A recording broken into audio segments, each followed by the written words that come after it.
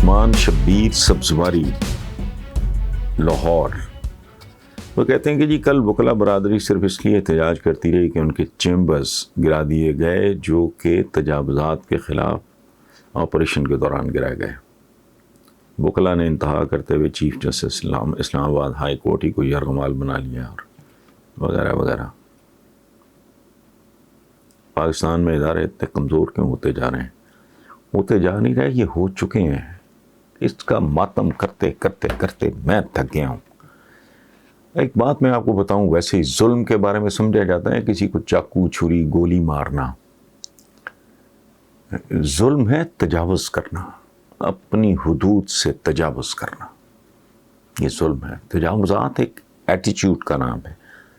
یہ جو کہتے ہیں نا، بعض اوقات اخباروں میں لکھا ہوتا ہے، بعض اوقات نہیں، اکثر لکھا ہوتا ہے ناجائز تجاوزات۔ ناجائز اضافی ہے، ناجائز لکھنے کی ضرورت نہیں ہے۔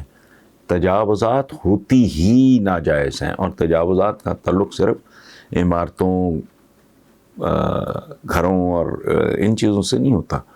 انسانی رویوں کی تجاوزات، جو آدمی اپنی حدود سے تجاوز کرتا ہے وہ ظالم ہے۔ لیکن ہمارے ہاں تو پرابلم یہ ہے، میرے ایک مرحوم دوست عظمت امام ان کا نام تھا، وہ ایک بات کہا کرتے تھے کہ ہم پاکستانی مسلمانوں میں ایک بات طے ہے، اور وہ یہ کہ دولت، عزت، طاقت اور شہرت ان کو ہضم نہیں ہوتی۔ یہ یا الٹیاں کرنے لگتے ہیں یا پھر انہیں پیچش ہو جاتی ہے، یعنی گندگی اگلنے لگتے ہیں۔ یہ آپ اپنے ارد گرد اگر دیکھیں، میں تو عصمت امام مرحوم کے اس جملے کے بارے میں اکثر سوچتا ہوں اور اسے درست پاتا ہوں۔ آپ اپنے ارد گرد دیکھیں کتنے لوگ ہیں، اور ایک حیرت انگیز تجربہ میرا ذاتی ہے، بہت سے بیوروکریٹس، مختلف شعبوں کے لوگ ملنے آتے ہیں، ان میں سے بیوروکریٹس بھی ہوتے ہیں۔ کسی کی ریٹائرمنٹ میں 2 سال ہیں، کسی کی ریٹائرمنٹ میں 4، 5، 6 سال ہوتے ہیں، اور ان میں سے اکثر ایک جملہ بولتے ہیں، آپ حیران رہ جائیں گے۔ میں شروع میں جملہ سمجھتا نہیں تھا، میں اس پہ غور نہیں کرتا۔ وہ جملہ یہ ہوتا ہے کہ حسن صاحب، وہ ہمارے پاس اب 3-4 سال ہی رہ گئے ہیں، یا 5-4 سال رہ گئے ہیں، یا 5-6 سال رہ گئے ہیں ریٹائرمنٹ میں، اس کے بعد ہمیں کس نے پوچھنا ہے؟ آپ اندازہ لگائیں اپروچ کا۔ ایک ایسا آدمی جو لوگوں کو ریلیف دے سکتا ہے، لوگوں کو آسانیاں دے سکتا ہے، ان کے زخموں پہ مرہم رکھ سکتا ہے، انہیں انصاف دے سکتا ہے، انہیں سکھ سکون اور خوشی دے سکتا ہے، وہ خوف زدہ ہے ریٹائرمنٹ سے کہ اس کے بعد، ریٹائرمنٹ کے بعد کسی نے اس کے منہ پہ بھی نہیں تھوکنا۔ ہمارے ایک مرحوم دوست تھے، وہ رحمت علی جازی جرنلسٹ تھے، بڑے مشہور، وہ کہا کرتے تھے کہ یہ وہ لوگ ہیں، یہ وہ کمیونٹی ہے جو ریٹائرمنٹ کے بعد جن پہ گلی کا کتا بھی بھونکنا پسند نہیں کرتا۔ اب میں حیران ہوں کہ اتنے پڑھے لکھے لوگ اگر اویئر بھی ہوتے ہیں کہ ہمارے کرتوت ایسے ہیں کہ ہم نے جب اپنے منصب سے ہٹنا ہے تو ہم پہ کسی نے تھوکنا بھی نہیں، ہمیں کس نے پوچھنا ہے، کا مطلب کیا ہے؟ وہ بھائی، تمہارا تو کام ایسا ہے کہ اگر تم لوگوں کے ساتھ حسن سلوک سے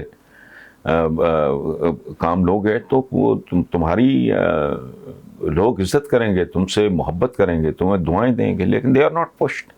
یہ ہمارا ایک اوور آل رویہ ہے۔ اور آپ مجھے بتائیں کہ کون سا شعبہ ہے؟ ہمارے جو بلڈرز ہیں وہ کیا کرتے ہیں؟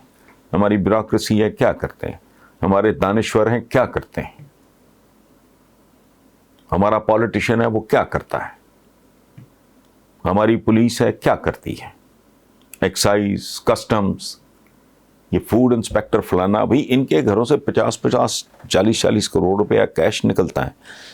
تو what does that indicate? What does that mean? اس لیے کہ یہ اپنی سچویشن کو بلیو کرتے ہیں، جس کو تھوڑی سی عزت یا طاقت ملتی ہے، عزت تو نہیں خیر کہنا چاہیے، وہ پھر اس کو ابیوز کرتا ہے، اس کو پوری طرح مس یوز کرتا ہے۔ یہ ہمارا کلچر ہے، یہ ہماری ٹریڈیشن ہے۔ وہ جو جسٹس افتخار والی وہ تھی، تحریک تھی، اس کے بعد وکلاء کمیونٹی نے، حالانکہ کمال کی بات ہے، ہماری سول سروس ہو گئی، وکیل، ڈاکٹر، انجینئر، یہ لوگ کریم آف دا سوسائٹی کہلاتے تھے. اب یہ جو کریم ہے وہ آپ کے سامنے، اس پہ میں کیا تبصرہ کروں. اس ملک میں دیکھو کہہ کے تنگ آ گیا ہوں. اب تو مجھے بات کرتے ہوئے شرم آنے لگی ہے کہ جب تک یہاں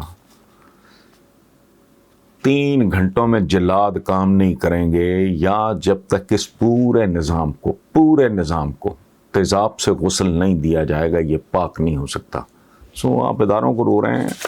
اداروں کا تو میں بیسیکلی یہ سمجھتا ہوں کہ آپ کے 99% ادارے، آپ کہہ رہے ہیں نا کمزور کیوں ہیں، میرا خیال ہے مر چکے ہیں، اور ان کو قبر بھی نصیب نہیں ہو رہی، ان کو گورکن بھی نہیں مل رہا، ان کو قبرستان بھی نہیں مل رہا، لاشیں باہر پڑی ہیں. سو یہ جو کچھ ہو رہا ہے آپ کے بھی سامنے ہے، میرے بھی سامنے، کیوں ہوتے جا رہے ہیں اس کی وجہ ہے. ایک ہی علاج ہے، مجھے تو مدت ہو گئی یہ لکھتے ہوئے، پہلی بار نہیں کہہ رہا، پتہ نہیں سینکڑوں بار لکھ بھی چکا ہوں، کہہ بھی چکا ہوں کہ جب تک جلادوں کو اوور ٹائم نہیں ملتا اس ملک میں، گیہوں کے ساتھ گھنٹ پستا ہے پس جائے، لیکن ملک کو تو قرار ہے، یہ رکے گا کہاں سلسلہ. مجھے اس سے خوف ہوتا ہے. بہرحال آپ بھی دعا کریں، میں بھی دعا کر رہا ہوں، اور دعا ہی کر سکتے ہیں. اس کے علاوہ ہمارے پاس تو مسئلے کا حل نہیں ہے. جن کے پاس اقتدار ہے، اختیار ہے، وہ یا تو کچھ کریں یا بھی چھوڑ چھاڑ کے چلے جائیں. ہم آپ تو یہی کر سکتے ہیں. دعائے خیر ہے، آپ بھی کریں، میں بھی کر رہا ہوں. Thank you very much.